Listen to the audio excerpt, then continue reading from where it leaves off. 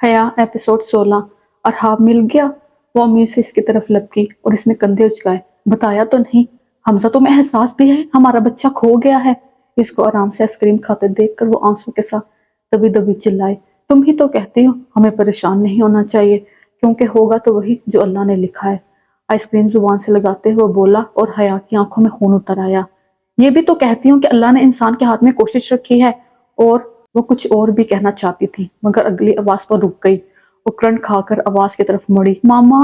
और हाथ पीछे किसी की गोद में था। वो लपक कर इसके पास गई, इसे अपनी गोद में लिया और बार बार इसके गाल चूमने लगी। आंसू आंखों से गिरते जा रहे थे। फिर सामने खड़े लड़के को देखा और माथे पर शिकने उभरी। शहरी! वो वापस हमजा की तरफ मुड़ी और उसने फौरन शाने उचकाए और दोबारा आइसक्रीम खाने लग गया।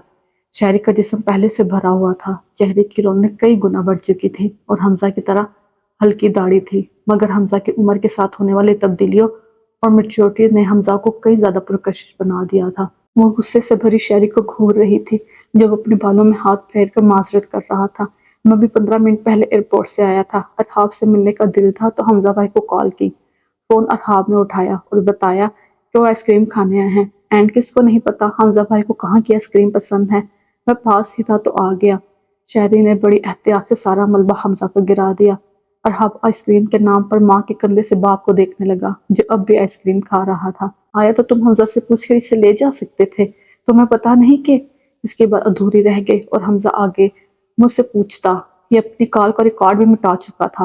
वो तो मेरे फोन के स्पाई कैमरे ने इसकी तस्वीर चिपके से ले ली। वो फोन हया के पीछे से जरी को दिखा रहा था जिसमें शायरी की तस्वीर थी। शायरी ने अब्रू उठाए। स्मार्ट हाँ? हमजा ने सर को खम दिया। शुक्रिया। हया का इन दोनों के नॉन सीरियस रवैये पर दिमाग घूम गया था। तुम दोनों एक जैसे हो। वो दबी दबी घुर्राई। शायरी ने मुस्कुराहट छुपाते बालों में हाथ फेरा और अरहाब ने दोनों बाजू हमजा की तरफ फैलाए। बाबा आइसक्रीम, पापा आइसक्रीम। हमजा ने एक नजर से देखा और फिर इसकी माँ को जो अब भी इससे घूर रही थी। You just love your mama so no ice cream. वो अब टिश्यू से हाथ साफ कर रहा था। माँ के साथ साथ अब अरहाब को भी तब चढ़ चुकी थी। सारन कॉलेज से काम निपटा कर तुम सब घर चले जाना, आज के लिए इतना काफी है। वो इवेंट ऑर्गेनाइजर को हिदायत देकर हमजा की तरफ मुड़ी। और तुम घर पहुंचकर मिलो। वो गाड़ी की तरफ मुड़ी और अरहाब ने माँ के कंधे के ऊपर से उंगली उठाकर हिलाई। We will scold you. और यूं ही गम से इसके हिस्से की आइसक्रीम खा जाने वाले बाप को दिखता माँ के साथ हमजा की गाड़ी की फ्रंट सीट पर बैठ गया। हमजा ने आगे बढ़कर शायरी को गले लगाया जो कल रात फ्रांस से आया था। आज दोपहर लाहौर से इस्लामाबाद पहुंचा था। हमजा ड्राइविंग सीट पर बैठ गया और शायरी पिछली सीट पर और इसके साथ ही गाड़ी सन से आगे बढ़ गई। वो दोनों हमजा की रिटायरमेंट के बाद इस्लामाबाद शिफ्ट हो गए थे। घर लिया, फर्निश किया और दाबर और हारून को भी अपने पास बुला लिया। पहले इन्होंने मना कर दिया मगर हया और हमजा के रोज रोज की फोन कॉल्स और खुद जाकर कन्विंस करने की कोशिश कामयाब हुई और दोनों इनके पास ही आ गए थे। हमजा अपनी फैमिली को पुराने सायों से दूर रखना चाहता था, तभी लाहौर छोड़कर दर हुकूमत में आ बस आया। बाहर असर हो रही थी और दिन अभी खासा रोशन था मगर इस 6 कमरों के बंगले में अंधेरा था। सारी बत्तियां बुझाए वो दोनों लाउंज में बैठे थे और हमजा की गोद में रहाब बैठा था। रुदाबा और हारून इंस्टीट्यूट थे।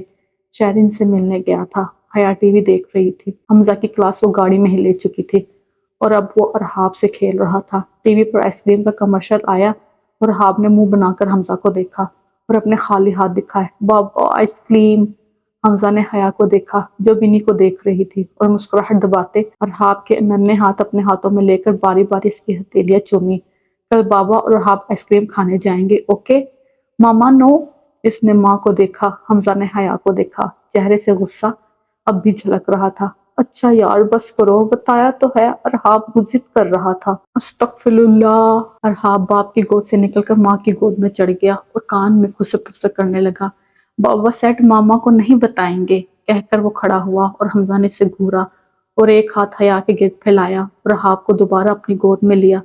इसके कान में कुछ कहा और वो हंसने लग गया। फिर माँ की तरफ देखकर बोला, मामा, बाबा या अरबाब? हमजा ने तवज्जो टीवी पर मरकूज कर ली, गोया बेखबर हो। हया ने अरहाब के गले को चुटकी में भरा। मामा की जान, मेरा बच्चा अरहाब। हमजा ने पुरशक्वा नजरों से हया को देखा और अरहाब ने मजे से हमजा को देखा। शी लव्स मी, ये वो हंस रहा था। हमजा भी मुस्कुरा दिया और हया के पीछे से हाथ निकाल कर सोफे पर रखा जिस पर हया ने अपना हाथ रख दिया और हमजा ने उंगलियां बंद कर ली। نظروں کا تبادلہ ہوا۔ اتنا ہی پیار بھروسہ ایک طرف سے دوسری طرف گیا۔ دونوں یوں ہی مسکراتے ہاتھ تھامے ٹی وی دیکھنے لگے۔ ارحاب دونوں ہاتھ باپ کی ہلکی داڑھی پر رکھ کر کھیل رہا تھا، گویا بال ہاتھوں میں لگنے سے اسے مزہ آ رہا تھا۔ ماما یو نو، وہ حیا کی طرف مڑا تو نظر ان کے ہاتھوں پر گئی۔ حمزہ نے حیا کا ہاتھ اپنے ہاتھ میں جکڑ رکھا تھا۔ ارحاب نے مڑ کر باپ کو دیکھا جو ٹی وی دیکھ رہا تھا، اس کی گود سے اترا اور فرش پر دونوں کے بیچ جا کر اس طرح کھڑا ہو گیا کہ اب بھی ان کے ہاتھ ان کے سامنے تھے۔ وہ اب اپنے ننھے ہاتھوں سے حمزہ کی انگلیاں کھول رہا تھا۔ دونوں نے چونک کر اسے دیکھا۔ وہ سنجیدہ سے ان کے ہاتھوں پر جھکا ہوا تھا۔ ان کو اپنی طرف دیکھتے اس نے سر اٹھایا، حمزہ کی طرف ہونٹ نکال کر بولا، "یو آر ہرٹنگ ماما۔" حمزہ نے چنبے سے اسے دیکھا۔ حیا فوراً بولی، "نہیں بیٹا، بابا نیور ڈو دس۔" مگر وہ اب بھی حمزہ کی انگلیاں کھول رہا تھا اور بار بار خفا نظر حمزہ پہ ڈال رہا تھا۔ "ماما، آئی ایم ٹاکنگ ٹو بابا۔" اس نے ہاتھ اٹھا کر ماں کو تسلی دی۔ "آپ کو درد ہو رہا ہے؟" حمزہ کے ہاتھ کی گرفت دیکھ کر وہ رہان سا ہو رہا تھا۔ تبھی حیا نے اس کے گال کو چھوا۔ "نہیں ارحاب، بابا از مائی پروٹیکٹر، وہ مجھے ہرٹ نہیں کرتے۔" وہ اب اس کے بال سہلا رہی تھی۔ حمزہ نے اداسی سے مسکراتے حیا کو دیکھا۔ پروٹیکٹر، محافظ، اتنے سال ان الفاظ کے خوف نے اس کی زندگی اجیرن کر کے رکھی تھی۔ حیا نے سر ہلا کر اسے بھروسہ دیا اور اپنے ہاتھ کی گرفت بڑھا دی۔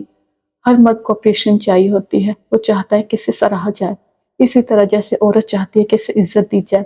تبھی حیا اس کے ہر کام کو سراہتی ضرور تھی، اور یہ تو پھر بھی حمزہ کو خوف تھا، اپنوں کی حفاظت نہ کر پانے کا خوف۔ ارحاب اب بھی ہاتھ کھولنے کی کوشش کر رہا تھا۔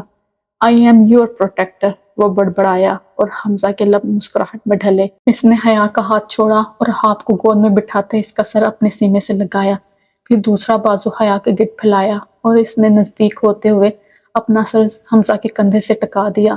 حمزہ نے دونوں کو اپنے بازو میں سمٹے خود میں چھپا لیا اور ارحاب کے پاس سرگوشی کی۔ "میری جان، بابا از یور پروٹیکٹر، میں تم دونوں کو کبھی کچھ نہیں ہونے دوں گا۔"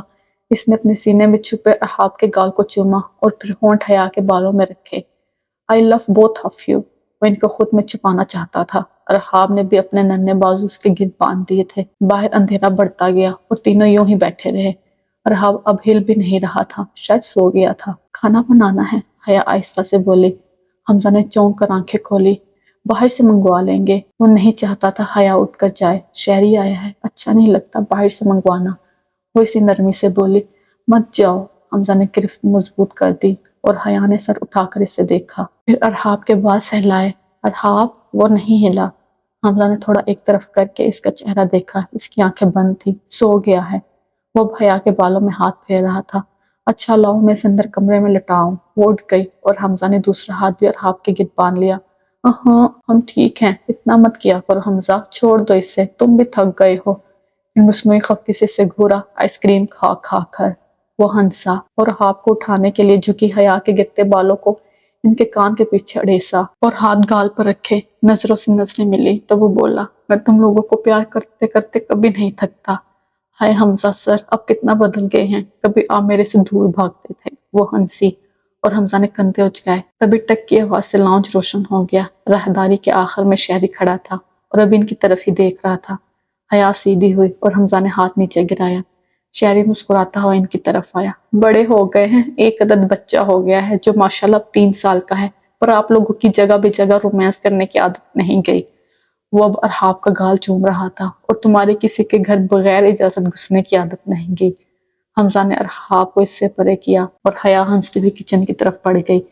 "بھائی، آپ فون پر پاس ورڈ کیوں نہیں لگاتے؟" اسے یاد آیا کہ وہ کتنی آسانی سے اپنی کال ریکارڈ مٹا آیا تھا۔ حمزہ نے گہری سانس لے کر کچن کے دروازے پر کھڑی حیا کو دیکھا۔ "میری بیوی مجھ پر شک کرتی ہے۔" شہری نے سمجھتے ہوئے سر ہلایا۔ بیوی نے مڑ کر اپنے شوہر کو دیکھا، آنکھوں میں ماضی جھلملانے لگا تھا۔ صبح کے 4 بج رہے تھے۔ باہر کی رنگینی عروج پر تھی۔ شیشے کے دروازے کو دھکیل کر اندر جاؤ تو بائیں طرف وہ آخری میز پر اس لڑکی کے ساتھ بیٹھا۔ دونوں کی پشت دروازے کی طرف تھی۔ اگر تم آگے چل کر اسی میز پر پڑی سامنے والی کرسی پر بیٹھ جاؤ تو دیکھو کہ لڑکی نے نارنجی ساڑی باندھ کر رکھی تھی، آنکھوں میں گہرا کالج اور ہونٹوں پر گہری نارنجی لپسٹک تھی۔ حمزہ نے کالی جینس پر گول گلے والی سفید ٹی شرٹ اور سفید بلیزر پہن رکھا تھا۔ دو گلاس میز پر رکھے پڑے تھے، ایک میں پیلا اور دوسرے میں کالا پانی تھا، یعنی آم کا جوس اور الکوہل۔ حمزہ کے آگے ایک چھوٹی سی ڈائری تھی جس کے کھلے ہوئے صفحے پر اس نے کچھ الفاظ گھسیٹ رکھے تھے۔ آنکھیں نیند سے بوجھل تھی مگر وہ بیٹھا تھا اور کاغذ پر سر جھکائے، انگلیوں میں پینسل گھماتا لڑکی کو بغور سن رہا تھا۔ لڑکی کا ایک ہاتھ اس کے بازو پر دھرا تھا، وہ بولتے وہ چپ ہو گئی تو حمزہ نے سر آنکھیں اس کے چہرے پر جمی تھی اٹھایا اور لڑکی نے کندھے اچکائے۔ بس، لیکن تم نے ابھی بتایا نہیں کہ وہ شپ پاکستان سے کب نکلے گی اور کس پورٹ سے؟ وہ اسے دیکھ رہا تھا جو اب مسکرا رہی تھی۔ بتاؤں گی، وہ بھی بتاؤں گی، پر آج نہیں۔ اس نے اپنے ہاتھ کی گرفت اس کے بازو پر بڑھا دی اور اس کی گردن کی طرف جھکی، ہونٹ سفید شرٹ سے مس ہوئے اور حمزہ نے اسے پیچھے دھکیلا۔ تمہارا دماغ خراب ہے ارمینا؟ میں شادی شدہ ہوں، میری بیوی ہے جو سارا دن ساری رات میرا انتظار کرتی ہے اور میں یہاں تمہارے ساتھ بیٹھا رہتا ہوں۔ نیند سے بوجھل آنکھ اس کی سرخی اور بڑھ گئی تھی۔ اپنے کام سے بیٹھتے ہو، اپنے مطلب کے لیے آتے ہو، وہ غرائی۔ اور حمزہ نے اسے گھور کر دیکھا اور ایک ایک لفظ چبا کر ادا کیا۔ مجھے بتاؤ وہ شپ کب نکلے گی یہاں سے اور کس پورٹ سے؟ حمزہ نے اس کا ہاتھ اپنے بازو سے جھٹکا اور وہ ناگن کی طرح بل کھاتی اٹھی۔ میں تمہیں مفت میں کیوں اپنے لوگوں کی انفارمیشن دوں؟ کیوں دھوکہ دوں ان کو؟ میں اس کے بدلے تمہیں بھاری رقم دوں گا۔ پیسے مجھے وہ لوگ بھی دے رہے ہیں جن کو میں تمہارے لیے دھوکہ دے رہی ہوں۔ وہ دونوں میز ہاتھ پر مارتے جھکی اور انگلی حمزہ کی طرف اٹھائی۔ مجھے اس فیور کے بدلے تم چاہیے۔ اس کی آنکھوں میں پیار غصہ سب جھل مل کر رہا تھا۔ حمزہ کے تنے تاثرات دیکھ کر وہ ٹھنڈی پڑتے دوبارہ کرسی پر بیٹھ گئی اور حمزہ کا بازو پکڑ لیا۔ حمزہ، I really love you۔ تمہارے ساتھ رہنا چاہتی ہوں، تم سے شادی کرنا چاہتی ہوں۔ حمزہ کی آنکھوں میں آنکھیں ڈالے وہ شادی شدہ ناگن بولے جا رہی تھی۔ تمہاری بیوی میرے سے زیادہ خوبصورت نہیں ہوگی اور نہ ہی تمہیں مجھ سے زیادہ پیار کرتی ہوگی۔ اس نے دونوں ہاتھوں کا پیالہ بنا کر حمزہ کے گالوں پر رکھا۔ پلیز حمزہ، مجھے اپنی زندگی میں آنے دو پلیز۔ تھوڑی دیر پہلے کا غصہ ہوا ہو گیا تھا، وہ اب منت کر رہی تھی۔ تمہاری آواز سننے کو ترستی ہوں میں، تمہیں دیکھتے ہی ہر غم بھول جاتا ہے۔ میں اپنے شوہر سے طلاق لے لوں گی اور اگر نہیں بھی دے گا تو، اس نے ایک ہاتھ ہٹا کر ہوا میں اٹھایا، تو میں یوں ہی تم سے شادی کر لوں گی۔ وہ اور فول بکے جا رہی تھی، حمزہ کے جبڑے پھنج گئے تھے، زبان دانتوں پر پھیلنے لگی تھی۔ یکایک اس نے اپنے منہ پر رکھے ارمینا کے ہاتھ پر اپنا ہاتھ رکھا۔ تم ٹھیک کہتی ہو، وہ تم سے زیادہ خوبصورت نہیں ہے۔ میں یوں ہی اس کے پیچھے تم جیسے خوبصورت عورت کو ٹھکرا رہا تھا اور وہ اس کے چہرے سے بال ہٹا رہا تھا۔ ایک دم ارمینا کا چہرہ خوشی سے لال پڑنے لگا، آنکھوں میں چمک آئی۔ حمزہ نے جوس کا گلاس اٹھا کر ہونٹوں سے لگایا اور خالی گلاس میز پر رکھا۔ ہم شادی کر لیں گے، پھر چاہے تم اپنے شوہر سے طلاق لو یا نہیں۔ اس کی آواز میں طنز تھا، وہ محبت میں اندھی ارمینا کو نہیں دکھا۔ I want to make this memorable۔ اس نے ارمینا کا ہاتھ تھاما اور اسے ڈانس فلور پر لے آیا۔ یہاں رش تھا، میوزک لاؤڈ تھا، کئی جوڑے باہوں میں باہیں ڈالے مگن تھے، کسی کو کسی کی پرواہ نہیں تھی۔ ارمینا نے اپنے بازو حمزہ کی گردن میں ڈالے اور حمزہ نے اس کی پشت پر اپنا ہاتھ باندھا۔ میوزک کی تیز بیٹ سے بے نیاز وہ ہلنے لگے۔ حمزہ اس کے سر پر جھکا اور آہستہ سے سرگوشے کرنے لگا۔ وہ بے یقینی سے اسے دیکھتی، مسکرا دیتی۔ چند منٹ یوں ہی گزر گئے، پھر حمزہ نے آہستہ سے اس کے کان میں کہا، شپ کب نکلے گی، کس پورٹ سے اور کہاں جائے گی؟ ارمینا نے اسی انداز میں سرگوشی کی، آج نہیں کل بتاؤں گی، اور پھر بازو اس کی گردن سے نکال کر سر اس کے سینے پر رکھتے گلے لگ گئی۔ حمزہ نے ناگواری سے آنکھیں بند کی اور اندھیرے میں بیسمنٹ کا منظر ابھرا۔ وہ اس کے گلے لگی ہوئی تھی، I love you، اور وہ کہہ رہا تھا، استغفر اللہ۔ وہ ایک خوبصورت احساس تھا، سانس تھم گئی تھی، مگر اس لڑکی کو اپنے ساتھ جڑا دیکھ کر اسے عجیب گھن آ رہی تھی۔ شاید وہ رشتہ پیارا تھا کہ اس سے جڑا ہر احساس بھی خوبصورت تھا۔ حمزہ نے اسے بازو سے پکڑ کر خود سے الگ کیا۔ ہونٹوں پر دوبارہ مسکراہٹ تھی۔ میرے دماغ میں وہ اٹک چکا ہے، میں چاہتا ہوں جب ہم دونوں ساتھ ہوں تو کوئی اور سوچ میرے دماغ میں نہ آئے۔ وہ پیار بھرے لہجے میں اس سے مخاطب تھا۔ ارمینا نے بال کان کے پیچھے اڑھتے سر ہلایا اور اس کے پاس ہوتے سرگوشی کی۔ گوادر سے نکلے گی، رات 2 بجے کے بعد، اس سموار اور نیپال جائے گی۔ وہ پیچھے ہوئی اور حمزہ نے مستمع تشکر سے اسے دیکھا، دونوں کندھوں پر ہاتھ رکھا۔ میں تمہیں کچھ بتانا چاہتا ہوں ارمینا۔ ارمینا تو اس کو سننے کو ہمیشہ ہی بےتاب رہتی تھی، فوراً گردن ہلائی اور حمزہ اس کے کندھے سے ہوتا کلائی تک آیا، اور یہ ایک لمحہ تھا کہ اس نے اس کی کلائی مڑوڑ کر پیچھے کمر سے لگا دی۔ وہ کراہی حمزہ نے درست نظروں سے اس کی نظروں پر جمائی۔ بتانا چاہتا ہوں کہ میری بیوی چہرے سے تم سے زیادہ خوبصورت چاہے نہ ہو، پر دل اور دماغ دونوں کی خوبصورت ہے۔ ارمینا نے بے یقینی سے اسے دیکھا۔ وہ تو اس سے ابھی پیار بھری باتیں کر رہا تھا حمزہ نے ایک اور جھٹکا اس کے بازو کو دیا۔ میں اس سے بہت پیار کرتا ہوں۔ اس دن سے جب اسے دیکھا، جب اسے اپنے لیے لڑتے دیکھا، اس کی آنکھوں کی تپش بہت تھی۔ میرے دل کو موم کرنے کے لیے وہ اس کی گرفت میں مچل رہی تھی، مگر حمزہ کو کوئی پرواہ نہیں تھی۔ وہ ناخن تک اس کی کلائی میں دھنساتا جا رہا تھا۔ شاید نشان بھی چھوٹ گئے تھے، شاید سرخ مائل بھی نظر آنے لگ گیا تھا۔ اسے پرواہ نہیں تھی، نہ آنسوں کی نہ زخموں کی، اور یہی فرق تھا حیا کو تکلیف دینے اور کسی اور کو تکلیف دینے میں۔ وہاں پرواہ تھی تبھی گرفت اتنی رہتی کہ نہ نشان رہے نہ زخم آئے۔ ارمینا منمنائی، یہ سب باتیں دھوکہ دیا تم نے مجھے؟ حمزہ نے دفتن ہونٹ ایک طرف کھینچ کر اسے دیکھا۔ ارمینا تمہیں لگتا ہے میرے پاس اتنی طاقت نہیں ہے کہ میں تمہیں حوالات میں پھنسوا دیتا؟ لیڈی پولیس تمہارا حشر نشر کر دیتی اور تم طوطے کی طرح اپنی زبان کھول دیتی۔ پاپڑ میرے پاس ہے، مگر جو کچھ تم نے مجھے اپنے اس پیار میں بتایا ہے وہ شاید اس طرح نہ بتاتی۔ وہ مسکرا رہا تھا۔ ارمینا اندر تک جل گئی تھی۔ وہ اسے استعمال کر رہا تھا۔ ترس آتا ہے مجھے تم جیسی لڑکیوں پر۔ ہاں تم اچھی تھی، پر یہ اپنے لیے لڑی نہیں، بلکہ اس نے انگلی اٹھا کر بار میں موجود لوگوں کی طرف اشارہ کیا۔ ان لوگوں کی طرح بن گئی ہو تم، ان کو لڑکیاں دیتی ہو، اسمگل کرنے کو تو تم لوگ اندھے ہو چکے ہو اس دنیا کے پیچھے۔ وہ چپ ہو گیا۔ عجیب سی تکلیف تھی جو سینے میں اتر رہی تھی۔ تم سب ایک جیسے ہو، وہ خود کو چھڑواتے ہوئے غرائی تو حمزہ نے اس کا ہاتھ جھٹکے سے چھوڑا اور اپنے بات کہی۔ جو دو وہی لوٹ کر آتا ہے، اور ہم سب تمہارے جیسے ہیں، دھوکے باز۔ پھر اس کو وہیں کھڑا تھا چھوڑا لمبے ڈاگ بھرتا وہ باہر نکل آیا۔ وہ آنکھوں میں آنسو لیے اسے باہر جاتے دیکھتی رہی۔ اب تم یہاں سے کئی میل دور حمزہ کے کمرے میں آ جاؤ۔ وہ ساری رات نہیں سوئی تھی۔ کل صبح سے نکلا حمزہ اب تک نہیں آیا تھا۔ یہ اس کا معمول تھا کہ وہ 2-3 بجے ہی آتا تھا، مگر آج تو رات بھی گزر گئی تھی۔ صبح کے 7 بج رہے تھے۔ دل میں وسوسے سر اٹھا رہے تھے، شاعری کے الفاظ بار بار سنائی دے رہے تھے۔ وہ سر جھٹک کر مثبت سوچنے کی کوشش کرتی رہی۔ نہیں، اسے شک نہیں کرنا تھا۔ سر درد سے بھاری ہو رہا تھا۔ وہ کافی لینے نیچے آ گئی۔ ابھی وہ سیڑھیاں اتر ہی رہی تھی کہ دروازہ کھلا۔ وہ سست قدم اٹھاتا وہ اندر داخل ہوا۔ وہ تھکا ہوا لگتا تھا۔ اسے دیکھ کر وہ رکی۔ کافی بنا دوں یا کھانا لگاؤں؟ وہ عام سے انداز میں بولی۔ گوکا آنکھوں سے ساری رات کی بے خوابی عیاں تھی۔ وہ اب اس کے روبرو کھڑا تھا۔ وہ اس کے تاثرات جاننا چاہ رہی تھی، ڈھونڈ رہی تھی کوئی تاثر جو کہے کہ وہ کسی لڑکی کے ساتھ نہیں تھا۔ وہ دھوکہ نہیں دے رہا اسے۔ اور پھر ایک قدم آگے آیا، ہونٹ اس کے ماتھے پر رکھے اور اسے اپنے کندھے سے لگایا۔ ایک بازو اس کے گرد لپٹا اور تھوڑی اس کے سر پر رکھتے آنکھیں بند کر لیں۔ وہ کھڑی رہی، سمجھنے کی کوشش کرتی رہی۔ تم ٹھیک ہو؟ وہ آہستہ سے بولی، مگر وہ چپ رہا۔ ہاں، دل کی دھڑکن کا شور تھا جسے سنائی دے رہا تھا۔ حیا نے اپنے بازو اس کے گرد باندھ دیے اور سرگوشی کی۔ سب ٹھیک ہو جائے گا۔ تھکن تکلیف دونوں مٹتے گئے۔ پھر اس نے حیا کو خود سے الگ کیا اور مسکرایا۔ پہلے کھانا کھاؤں گا پھر کافی۔ حیا سر ہلاتی کچن کی طرف بڑھی اور بلیزر اتارتا صوفے پر جا کر نیم دراز ہو گیا۔ حیا نے وہیں شیشے کی چھوٹی میز پر کھانا لگایا۔ تبھی اس کی نظر حمزہ کی شرٹ پر پڑی جس کے کندھے پر نارنجی لپسٹک کا نشان تھا۔ گلے میں گلٹی ابھری۔ حمزہ نے اس کی نظروں کا تعاقب کیا۔ وہ اس نشان کو دیکھتے ایک ہاتھ اس پر رکھا اور ایک سے اپنی ابرو ناخن سے کلچنے لگا۔ کلر لگ گیا تھا جسے اس نے بہانہ سوچا اور حیا نے فوراً سر ہلایا۔ دوبارہ نہیں دکھے گا۔ مگر یہ تب ہی تھا جب اگلے دن اس نے حمزہ سے ڈیمانڈ کی کہ وہ اپنے فون کا پاسورڈ کھول دے۔ اس لیے نہیں کہ اسے حمزہ پر شک، اس کی منطق یہ تھی کہ اس نے وہ آئندہ اس پر شک نہیں کرے گی۔ اور حمزہ نے سینے پر ہاتھ باندھتے ہوئے کہا تھا، تمہیں پتہ ہے شک رشتے کو دیمک کی طرح چاٹ جاتا ہے۔ اور حیا نے جھٹ کہا تھا، اس لیے تو کہہ رہی ہوں پاسورڈ کھول دو۔ کہکا لگا اور لاہور کے گھر کا لان اسلام آباد کے لانچ میں بدل گیا۔ وہ کھانے کی میز پر بیٹھے تھے جہاں حمزہ کی راتوں کو دیر سے آنے کا قصہ حیا اور حیا کے شک کا قصہ حمزہ سن رہا تھا۔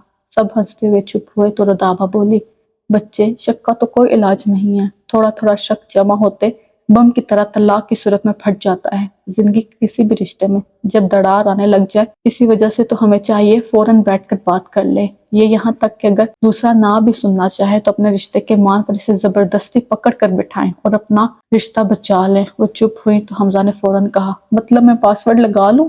اور حیا نے جھٹ بولی، سوچنا بھی مت، سرپرائز انسپیکشن کروں گی میں۔ حمزہ نے مصنوعی خفگی سے گھورا اور اس نے آنکھوں کے سامنے اپنا فون میز سے اٹھا کر جیب میں ڈال دیا۔ وہ مسکراہٹ دبائے رہی۔ سربراہی کرسی پر ڈاکٹر ہارون بیٹھے تھے۔ اس کے دائیں طرف حمزہ اور بائیں طرف رضابہ تھی۔ پھر رضابہ کے ساتھ دیا اور حمزہ کے ساتھ شاعری بیٹھا تھا۔ اور اب حمزہ ڈاکٹر ہارون سے کہہ رہا تھا، مجھے 2 تھپڑ لگا کر اس دن سمجھا دیتے تو ہمارا رشتہ اتنے سال ٹوٹا نہ رہتا۔ سب نے چونک کر اسے دیکھا اور ڈاکٹر ہارون نے ایک نوالا منہ میں رکھا، ہاں، تاکہ میں ظالم چچا بن جاتا اور تم مجھ سے بدظن ہو جاتے۔ جوان بچوں پر کون ہاتھ اٹھاتا ہے؟ وہ باغی ہو جاتے ہیں۔ کم آن چاچو، باغی اور بدظن تو میں ویسے بھی ہو گیا تھا۔ سوچتا تھا اب جن ہیں جو ماسی کو چمڑ گئے ہیں اور ان کو مجھ سے دور کو کاف لے گئے ہیں۔ وہ اپنی پیٹ پر جھکا بڑبڑا رہا تھا، رودابہ اور ہارون نے کہکا لگایا اور شہری نے حیا کو اشارہ کیا۔ دیکھ رہی ہیں؟ اس نے مسکراہٹ دباتے کندھے اچکائے۔ وہ بدل گیا ہے۔ بائی دی وے حمزہ، اب تمہارا جاب کا کیا سین ہے؟ ایک کباب اپنی پلیٹ میں رکھتی رودابہ بولی تو حمزہ نے بالوں میں ہاتھ پھیرتے حیا کو دیکھا۔ اصل میں ماسی، مار پیٹ کا اتنا عادی ہو چکا ہوں کہ مجھے نہیں لگتا کہ میں کوئی شریفوں والی نوکری کر سکتا ہوں۔ پھر میری بیوی ایک سیشن کا اتنا کما لیتی ہے، مجھے کیا ضرورت ہے؟ وہ ہونٹ نیپکن سے تھبک رہا تھا۔ بیوی نے آبرو اٹھائی۔ شہری جھٹ سے بولا، پہلی بات یہ کہ آپ کو ریزائن کرنے سے پہلے سوچنا چاہیے تھا کہ کیا کام کریں گے۔ دوسرا، آپ کی بیوی کماتی ہے، پر میری بیوی آپ کے دوست سے جو کماتی تھی اب وہ بھی نہیں ہے۔ اس کی تنخواہ کے بغیر اب اتنی مشکل سے گزارا کرتے ہیں۔ وہ روحان سا ہو کر بتا رہا تھا اور رودابہ نے اسے گھورا اور حیا ہنسی۔ سمایا کا کیٹرنگ کا بزنس بند ہو گیا ہے کیا؟ شہری نے اس کی طرف بائیں آنکھ دبائی۔ فرانس سے انٹرنشپ پڑھ کر آنے کے بعد میں نے اور اس نے ہاتھ ملا لیا۔ اب ہم ان سے 3 گنا بڑی کمپنی چلا رہے ہیں۔ دونوں ہنسے اور حمزہ کا دماغ کہیں اپنی ریٹائرمنٹ پر اٹک گیا تھا۔ تبھی ہارون بولے، سوچ لو جو کرنا ہے۔ بزنس کرنا ہے تو وہ بھی ٹھیک ہے، جاب کرنی ہے تو وہ بھی اپلائی کر دو، کہیں کسی سیکورٹی ایجنسی میں۔ یا جملہ ادھورا رہ گیا۔ چاچو، آپ سمجھتے ہیں کہ میں نے پولیس کی نوکری اس لیے چھوڑی ہے کہ پھر میں سیکورٹی ایجنسیوں میں جا کر دوبارہ اپنی فیملی کو خطرے میں ڈال دوں؟ وہ ڈسٹرب نظر آنے لگ گیا تھا۔ بیٹا، ہم بس یہ کہہ رہے کہ ابھی تم نے لیٹر دیا ہے پر اس میں وقت لگے گا، اینڈ وی آل نو کہ تم کوئی اور جاب نہیں کر سکو گے۔ پولیس ہی تمہاری فیلڈ ہے تو تم ری جوائن کی اپلیکیشن دو۔ رودابہ ٹوک ٹوک بولی تو حمزہ کھڑا ہو گیا۔ میں اس سسٹم کا حصہ دوبارہ کبھی نہیں بننا چاہتا جو اپنے لوگوں کو اون نہ کرے۔ میں نے اپنی زندگی کے اتنے سال اس محکمے کو دے دیے اور یہ میرے گھر کو حفاظت نہیں دے سکے۔ ہم منہ کھول کے کہتے ہیں کہ فوج اتنا بجٹ کھا جاتی ہے، پر کبھی دیکھیں کہ وہ اپنے سپاہی سے لے کر جنرل تک سب کو اون کرتے ہیں، ان پر یہ پیسہ لگاتے ہیں۔ اور ہمارے ہاں شہید کی ماں کو اس کے بیٹے اور دوسرے شہیدوں کے اعزاز میں ہونے والی تقریب میں نیچے بٹھا دیا جاتا ہے۔ واٹ اے شٹ مین! وہ تو چڑ ہی گیا تھا۔ میز پر سنجیدگی چھا گئی تھی۔ میں نے 6 سال اس منسٹر پر کام کیا ہے۔ اس نے 6 انگلیاں اٹھا کر دکھائیں۔ 6 سال زندگی کے اس کیس کو دے دیے۔ کون سا گناہ اور جرم نہیں تھا جس میں وہ ثقلین ملوث نہیں تھا؟ یاد ہے دربار پر جو دھماکہ ہوا تھا، اس میں بھی یہ سہولت کار رہا۔ زندگی کو ہتھیلی پر رکھ کر میں نکلا تھا، مگر جب ایکشن کا وقت آیا، گرفتاری کا وقت آیا تو اعلیٰ حکام نے ہاتھ کھینچ لیے۔ پرائم منسٹر کا آرڈر آ گیا، سارا کیس ختم کر دیا جائے، ثبوت ختم کر دیے جائے۔ پوری حکومت کو آگ لگ گئی۔ وہ ایک ہاتھ کمر اور دوسرا ماتھے پر رکھ کے اب لمبے لمبے سانس لے رہا تھا، جیسے سب دوبارہ سامنے آنے لگا تھا۔ حیا نے تعصب سے اسے دیکھا۔ وہ نوکری چھوڑنے کی درخواست چند ماہ پہلے دے چکا تھا۔ سینئر آفیسر دوست اسے دوبارہ دیکھنا چاہتے تھے۔ درخواست منظور نہیں ہو رہی تھی۔ اپنی مرضی سے چھوڑنے کے باوجود وہ بے سکون تھا۔ تھوڑی دیر خاموشی رہی، پھر وہ مڑا اور کرسی کھینچ کر بیٹھا۔ اس کیس کے پیچھے میں نے سارا دن ساری رات گھر نہیں آتا تھا، کیونکہ وہ لڑکی اسی شرط پر میری مدد کر رہی تھی کہ جب وہ میسج کرے، کال کرے، میں وہاں اس کے پاس پہنچوں۔ میری بیوی مجھ پر شک کرنے لگی۔ وہ شرٹ میری بیوی نے دوبارہ مجھے کبھی پہننے نہیں دی۔ وہ ارمینا کی لپسٹک کے نشان والی شرٹ کا ذکر کر رہا تھا۔ حیا نے سر جھکا لیا۔ اسے لگتا تھا حمزہ کو نہیں پتا تھا وہ اس شرٹ کے کیوں خلاف تھی۔ وہ آگے بولا، ماسی، میرے گھر کے باہر سے 2 بار دھماکہ خیز مواد ملا۔ میرا بچہ، میری بیوی مر جاتے اگر بر وقت پتہ نہ چلتا، اور میں ان کے ٹکڑے جمع کرتا رہتا۔ اس نے جھرجھری لی۔ حمزہ، تم بہادر آفیسر ہو، حیا نے آہستہ سے کہا تو وہ سراج کی طرف مڑا۔ میں نے کہا تھا نا، ہم اس بارے میں کبھی بات نہیں کریں گے۔ بھاڑ میں جائیے بہادری، میرے میں اتنی ہمت نہیں ہے کہ اور جنازے اٹھا سکوں۔ اس کے جھبرے حدت و جذبات سے ہل رہے تھے۔ فار گاڈ سیک بھائی!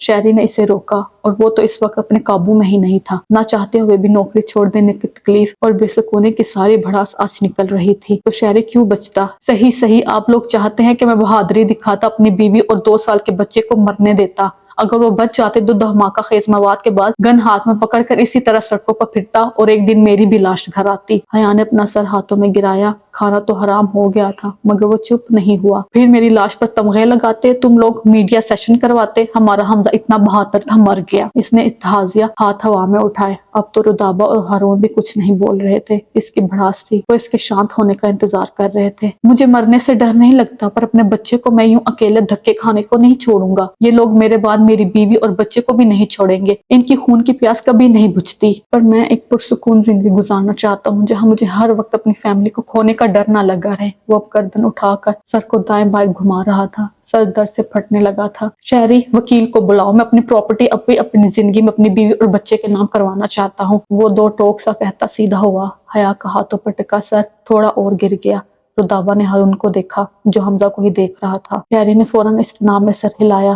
اس وقت وہ زخمی شیر تھا، اسے کچھ بھی کہنا فضول تھا، جو سمجھاتا تھا وہ اسی پر جھٹ جاتا۔ شہری نے مخصوص دکھانے کو فون نکالا، یہ تو آج بھی اتنے ہی کھڑوس ہیں۔ ایک میسج حیا کو کیا اور اس نے بدلے میں اینگری ایموجی بھیجا اور ساتھ میسج وہ پریشان ہے۔ بابا آواز پر سب نے سر اٹھا کر دیکھا اور حمزہ اور شہری پیچھے مڑے تھے۔ ارحاب سفید ٹی شرٹ اور نیلی جینز میں وہاں کھڑا تھا۔ حمزہ فوراً سیدھا ہو گیا، چہرے کے تاثرات نارمل کیے۔ حیا نے تھوڑی ہاتھ پر ٹکائی، جانتی تھی اب کیا ہوگا۔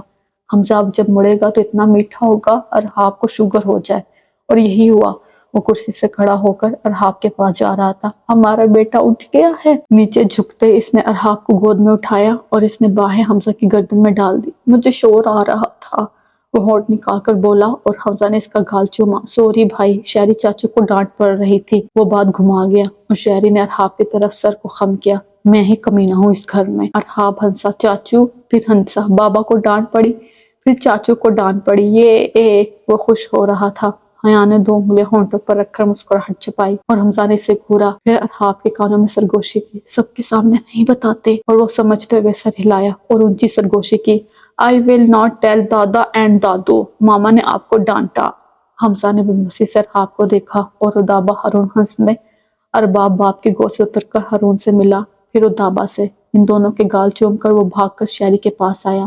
شہری نے 2 چاکلیٹس جیب سے نکال کر اسے تھمائی اور اس نے تھینک یو کہتے شہری کے گال کو چوما اور دوبارہ باپ کی گود میں چڑھ گیا۔ اب یہ جابلیس رہیں گے، شہری نے دوبارہ میسج بھیجا۔ حیا نے مسکرا کر اسے دیکھا۔ شہری کا فون وائبریٹ ہوا۔ He will join police again۔ شہری کو مذاق اچھا لگا، تبھی اس نے منہ کھول کر ہنستا ایموجی بھیجا۔ اچھا تھا اور بھیجے، لطیفہ۔ حیا بنے اور سب نے اسے دیکھا تو وہ ہونٹ دباتی نفی میں سر ہلانے لگی اور میسج ٹائپ کیا۔ وہ پیدا ہی پولیس کے لیے ہوا ہے، جلد اسے احساس ہو جائے گا کہ اس کی زندگی کا مقصد وہ کالی وردی ہے۔ اس کی بے سکونی اسے دوبارہ تھانے لے جائے گی۔ شہری نے بس اس پر نام میں سر ہلایا اور پلیٹ پر جھک گیا۔ حمزہ ارحاب کو لے کر دوبارہ اپنی کرسی پر بیٹھ چکا تھا۔ وہ تھوڑے سے چاول پلیٹ میں ڈال رہا تھا۔ میرا بیٹا اب کھانا کھائے گا؟ اس کے گرد ایک ہاتھ باندھتے دوسرے ہاتھ کی 2 انگلیوں میں تھوڑے سے چاول اٹھا کر اس نے ارحاب کے منہ میں ڈالے۔ وہ چاکلیٹس الٹ پلٹ کر دیکھتا منہ ہلانے لگا۔ حمزہ اس کا منہ تو دھلوا دو پہلے، حیا خفگی سے بولی، اور حمزہ نے ارحاب کو دیکھا جو بھی صحیح دیکھ رہا تھا۔ پھر دونوں نے اپنا ایک ایک ہاتھ ہوا میں اٹھایا، گھمایا، گردن آگے کی تو اپنی طرف سے شیر کی آواز میں بولے، شیر منہ نہیں دھوتے۔ ارحاب کھلکھلایا۔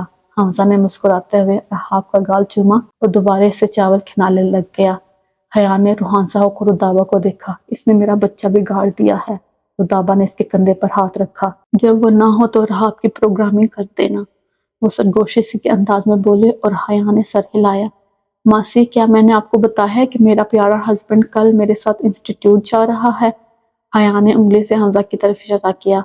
حمزہ نے آبرو اٹھا کر اسے دیکھا۔ میں اسے ڈاکٹر فہمیدہ کے سیشن میں بلوانا چاہتی ہوں، کیونکہ کچھ لوگوں کو باقاعدہ علاج کی ہی ضرورت ہوتی ہے، وہ چبا کر بولی اور حمزہ نے ناک سے مکھی اڑائی۔ ادابا نے مسکراہٹ دبائی اور شہری چہکا، آپ کیوں نہیں دیتی ان کو سیشن؟ بڑا نام سنا ہے آپ کا، تمہیں لگتا ہے یہ میرے قابو آنے والی چیز ہے؟ وہ ہنسی، روکتے بولی اور حمزہ نے سر اٹھا کر اسے دیکھا۔ آپ کا ہی سایہ ہے مجھ پر محترمہ۔ حیا ہارون کو دیکھتی فوراً سیدھی ہوئی۔ استغفر اللہ۔ ارحاب نے چاول منہ میں لیے اور دہرایا، استغفر اللہ، لانچ میں کہہ کے گونجے اور سب اب ارباب پر پیار آ رہا تھا، مگر اس کا باپ کب کسی کو اس کے پاس آنے دیتا تھا۔